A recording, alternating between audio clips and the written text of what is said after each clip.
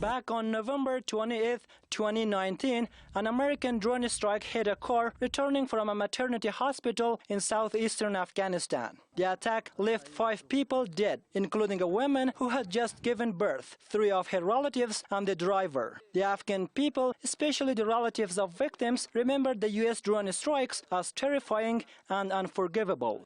The targeted people were members of my uncle's family. They were martyred cruelly and horrifically. After giving birth to her son, my aunt's situation worsened. Then they left for the hospital together with my cousins. When returning from the hospital, their car was bombed by a U.S. drone strike. In total, 3 women, a boy called Nurajan, and the driver Muhammad Nabi were martyred. The U.S. crimes in Afghanistan are unforgivable. In fact, the U.S. government supported and empowered terrorists on our land and hurt civilians and innocent people. Now, as facts are surfacing, we understand that the U.S. war on terror was a game and a pretext to justify America's presence in the region. Human rights advocates stress that such attacks show the reality of the U.S. war on Afghanistan. They criticize the failure of the U.S. to account for civilian victims of its airstrikes.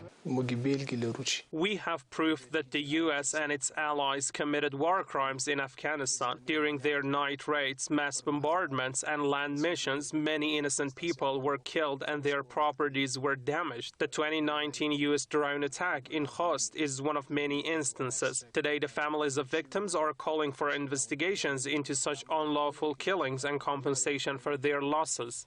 According to verified reports, throughout the 2-decade U.S. occupation of Afghanistan, over 13,000 airstrikes were conducted by American forces in the country. The U.S. drone war on Afghanistan killed up to 10,000 people, including many women and children.